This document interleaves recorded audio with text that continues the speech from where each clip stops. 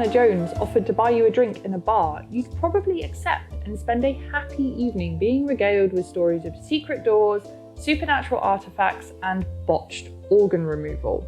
Then in the morning, you'd wake up hungover and with a map to the tomb of Alexander the Great tattooed on your back from that dodgy all-night tattoo parlor that smells of blueberry vape and bad decisions. And while booking your hepatitis test, you'd feel a strange emptiness.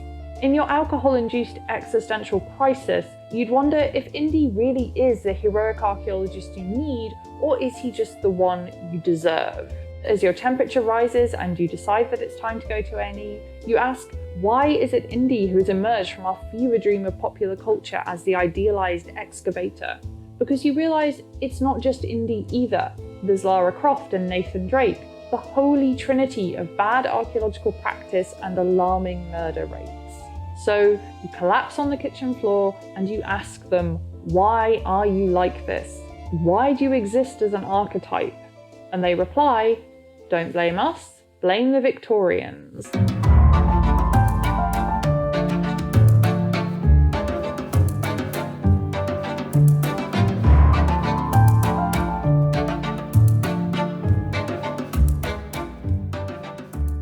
One way of looking at archaeology is to see the discipline as a story full of excitement and exciting personalities, a story based on the determination of individuals such as Schliemann at Troy and Howard Carter at the Valley of the Kings. This is a clear nod to the great man theory, the notion that historical events, and indeed just history itself, can be attributed to the impact of individual personalities. It comes from the 19th century when everyone was just a little obsessed with great deeds, heroes, and the impact of the individual. But what makes a great or heroic archaeologist? A new find, a new theory, or saving that priceless artifact from the bad guys? If you look up inspiration for Indiana Jones, you will find a National Geographic article that tells you that Hiram Bingham, Roy Chapman Andrews, and Leonard Woolley all had their part to play in the creation of Steven Spielberg's famous character. And I could do a video on them, but the heroic archaeologist is actually an older and more complicated trope. Hiram, Roy, and Leonard all fit the idea that Indiana Jones is an adventurer and so must be based on the most adventurous archaeologist of all. But this really oversimplifies it. For sure, Hiram, Roy, and Leonard got up to some fun stuff, and the Indy that Spielberg created does map nicely onto them, but we risk missing why the three of them have their respective legacies in the first place. Why has archaeology itself had such an impact on us? And to answer this, we need to talk about how Britain had a bit of a thing about conserving other people's stuff. I could go on about how our major museums are built on our past cultural entitlement, or how we sort of looted our way across the world. But what we really need to take from this absolute imperialist chaos is that everyone in the 19th century really liked old things. But the trouble with old things is they tend to do a vanishing act on you quite quickly if you're not careful. People at this point were starting to understand that their stone ruins were not always going to be around forever. They'd lasted a while, sure, but stone decays, it crumbles, plants take root in it, it falls down and bats move in. And while this is all very aesthetic and picturesque if you're an artist or a poet, it doesn't really help if you're trying to study it. And today it's almost unanimously agreed that stopping old stuff falling down is an overall good thing to do. The National Trust and English Heritage have set themselves up as guardians of the past and generate a lot of income and public goodwill from this. That and everyone just loves tea rooms. But this wasn't always the case. All those 19th century archaeologists who had suddenly realised that stone was falling down also realised that they needed money to fix it. So they positioned themselves as the people who could lead a last stand against this stony decay, drumming up public support with alarming tales of the knowledge and wonderful things we would lose if another ancient building was allowed to fall to ruin. And what's a last stand, if not heroic? From this you get people like Amelia Edwards, a novelist, travel writer, and Egyptologist who complained that Such is the fate of every Egyptian monument, great or small. The tourist carves it over with names and dates, and in some instances with caricatures. The collector buys and carries off everything of value he can get, and the Arab steals for him. Every day more inscriptions are mutilated, more tombs are rifled, more paintings and sculptures are defaced. So, racism aside, what did Edwards propose to do about this problem? Well, in 1882 she co-founded the Egypt Exploration Fund, an organisation dedicated to finding, documenting and trying to conserve ancient Egyptian monuments. And it actually still exists today, but it's known as the Egypt Exploration Society. As its co-founder, Edwards was and still is considered a pioneer in her attitudes towards saving the past. The fund were also dependent on money from the public. They relied on communicating to their subscribers the grave peril everything ancient in Egypt faced, and stressed that it was not just Egypt's history that would be lost if it was allowed to fall to ruin, it was the world's history. All this was communicated in their yearly reports, where they stressed the need for donations that would allow them to work so that the archaeological inheritance of so many centuries may not be swept away at the very moment when the world appears ready to receive and appreciate it. Using this very emotive language, they set themselves up as enactors of the greater good, positioning themselves as heroic to encourage the public to support them. And over in India, there was an organisation with a similar vibe to it. About 20 years before Edwards, Alexander Cunningham had also been alarmed at what he saw as the large-scale destruction of ancient Indian monuments. Unlike Edwards, Cunningham did not have to convince the British public that he could be the hero in dealing with this. He had to convince the British government in India. So he teamed up with a bloke called Charles Canning to hassle people into funding his proposed efforts to halt this dreadful decline, and together they set out merrily to guilt-trip the British colonial government, which was a lot harder than you might think considering the events that had just occurred in 1857. It will not be to our credit as an enlightened ruling power if we continue to allow such fields of investigation to remain without more examination than they have hitherto received. That's Mr. Canning. During the 100 years of British dominion in India, the government has done little or nothing towards the preservation of its ancient monuments. There are many which are daily suffering the effects of time and which soon must disappear altogether. That's Mr. Cunningham.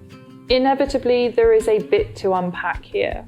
Canning is positioning Britain as the enlightened ruling power, stepping in to play the saviour of India's heritage because she clearly can't be trusted with it. This was a common attitude at the time and should make you think ahead about where our perception of archaeological heroism in this context comes from. And then we've got Cunningham with the drama.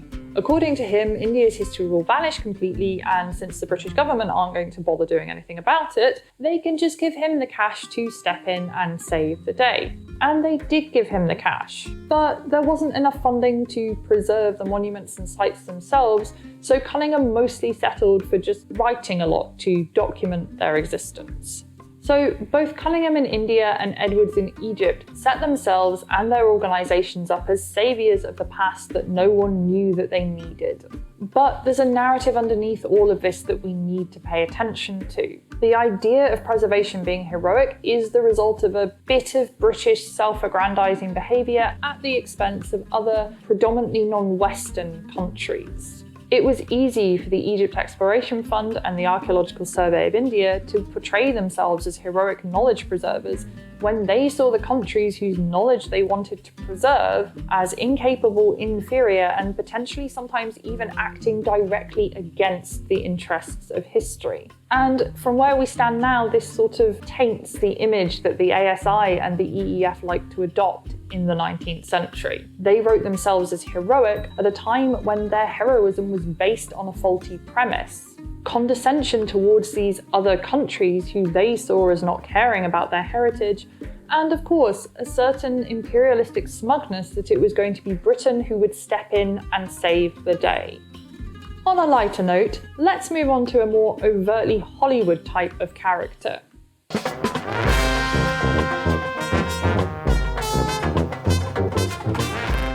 We've touched on the idea of public image with the EEF and their endless quest for funding, which is not entirely dissimilar to what a lot of academics today go through.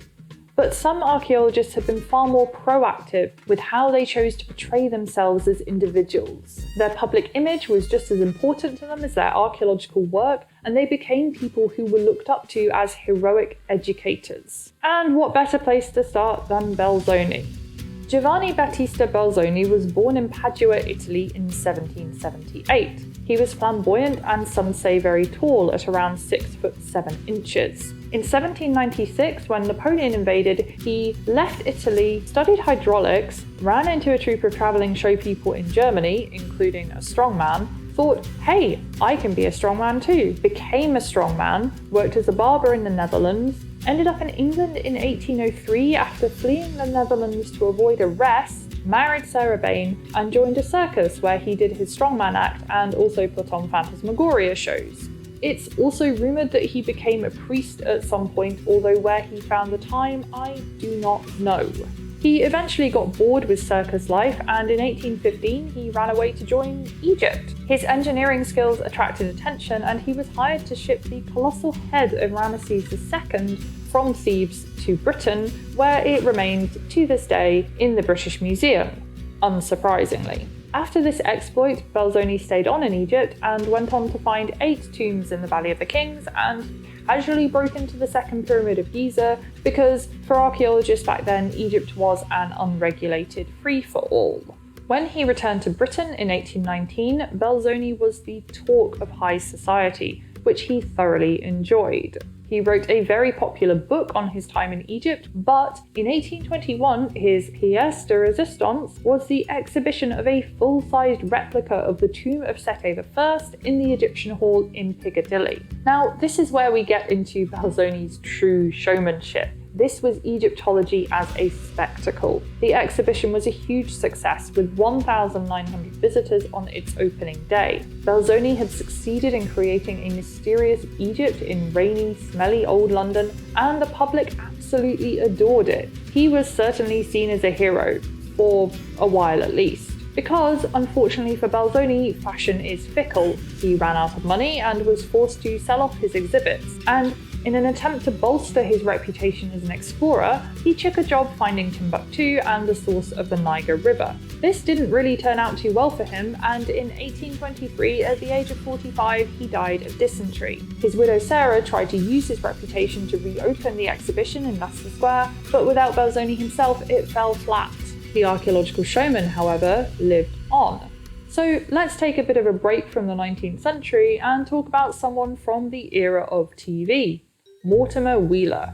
Old Morty was, like Belzoni, the curator of his own image. He wrote books aimed at a non-academic audience, but with enough detail in them to be educational, and his television work was groundbreaking archaeological theatre.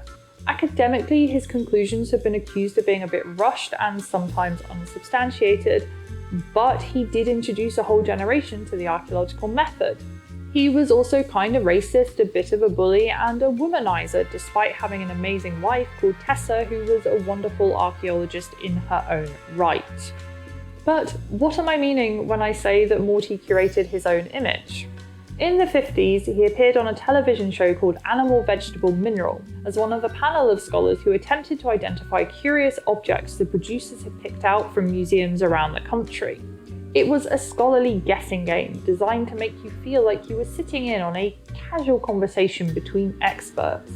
Except, before the shows, old Morty would surreptitiously head over to the museum the objects had been taken from that week and look at the records to see what had been checked out. There was a good chance that that would be what would be in front of him that episode. Back on the show, after some discussion about the object, old Morty would often be the one to guess correctly and look oh so clever. Involving slightly less cheating, we've also got his 2 travel documentary series, The Grandeur That Was Rome and Armchair Voyages. In these, he is suited and booted, authoritative yet approachable, and explaining the past to an eager public. And this worked. He has been called the embodiment of popular archaeology and the most famous British archaeologist of the 20th century. So, when it comes to archaeology and popular culture, Belzoni was the prototype, Morty stepped it up, and between them they have provided part of the foundation for a whole variety of archaeological programming on television today, everything from Time Team to Ancient Aliens. Mixed in with this, we've also got Indy, Croft and Drake, and all our popular exciting depictions of archaeology. Finding the past, discovering new artifacts and sites, and unearthing new knowledge has never been more widely represented in various forms of media. And in most cases, there is definitely a feeling of heroism attached to it, and a lot of larger-than-life figures. So far we've covered people saving the past and marketing their brave endeavours to a paying public, or a paying government, and they all cultivated their own elements of heroism. But there is another piece to the puzzle. How were they able to do this?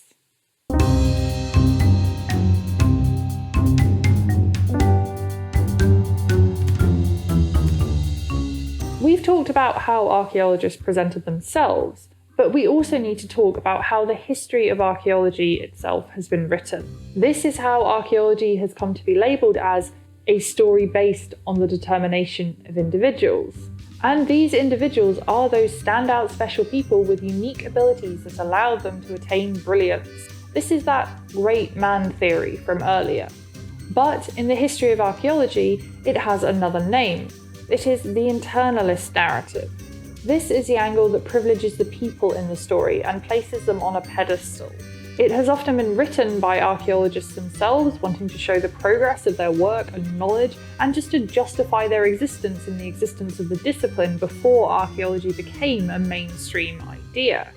And ultimately, it sees the development of archaeology as being driven by individuals such as Cunningham, Edwards, Morty, and Belzoni.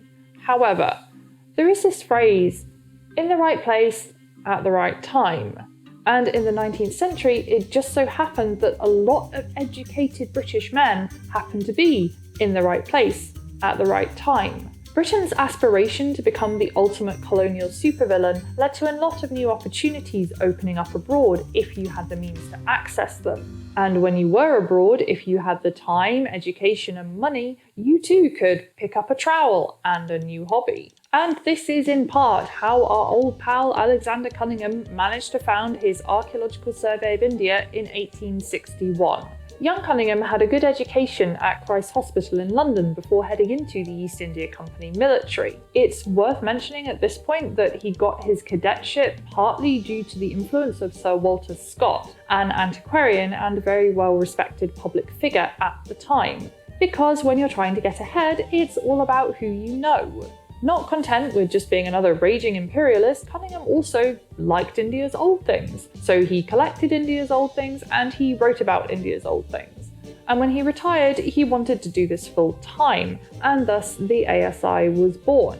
At the beginning, it was mainly just Cunningham himself, spending his days on walking tours of the country, documenting ancient Indian monuments and sites in vast amounts of detail and producing just far too much written work that actually still forms the basis of a lot of archaeological study of India today, and which also drove me slightly mad during my PhD. But as time progressed, the somewhat underfunded survey did manage to gradually increase its activities and hired more people to survey more things. When Cunningham retired again in 1885 and went back to Britain, the Archaeological Survey of India was in a position to continue, and today is still in charge of over 3,650 ancient monuments, archaeological digs, and other important heritage locations in India. And thus Cunningham is known as the father of Indian archaeology.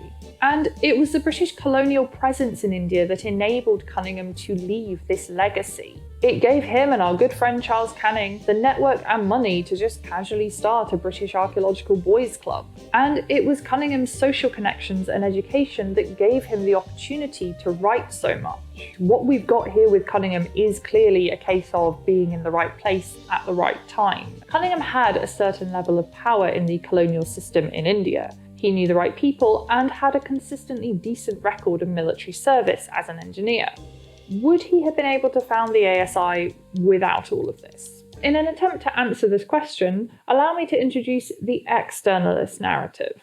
This takes the individual off the pedestal and places them in their broader economic, social, cultural, political, and yes, colonial surroundings. It examines the influences that explain in many cases why these archaeologists were able to do what they did, and also why people responded to them the way that they did. And from this, we can see that Cunningham did not act alone. He was part of a whole 19th century system that privileged the white man in the colony. As another example of this, we have William Matthew Flinders Petrie, a British Egyptologist with an excellent line of ready-to-wear desert fashion, who is credited for his late 19th century focus on methodically documenting the ancient Egyptian dig sites he worked at. Depending on what you read, Petrie is known as the father of Egyptology, the father of modern Egyptology, or the father of scientific archaeology. He standardized the Egyptological practice, wrote an instructional handbook, and developed a method of sequence dating using pre-dynastic Egyptian pottery. And he's well known for all of this. He also had some problematic views on race and was a little bit too pally with a eugenicist called Francis Galton, so yeah, there's that as well. Petrie was taught surveying by his father, tutored in French, Latin and Greek, and seems to have been a precocious young fellow with an early knack for archaeology. Now, all of this points quite strongly to our great man theory. It was Petrie's stupendous talents that led him down the road he took. But, like Cunningham's work in India, Petrie's work also kind of depended on its colonial context.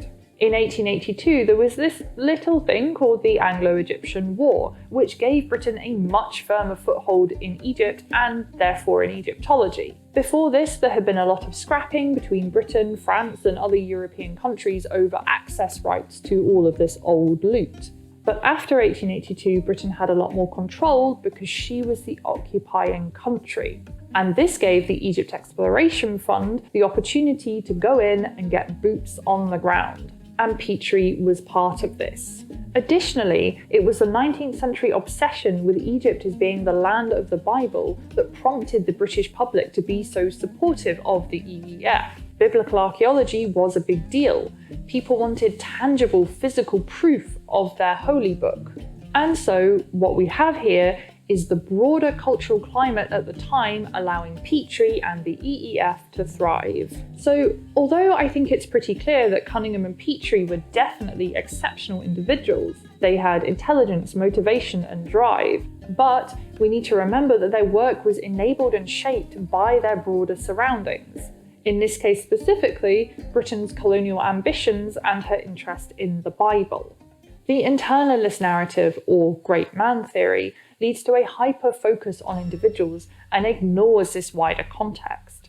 The externalist narrative is acknowledging that to be a British archaeologist in the 19th century was to be a product of your time and to have a certain amount of privilege that would enable you to move and act with relative freedom. And we certainly see this privilege in Indy, Croft and Drake. So where does this leave the heroic archaeologist?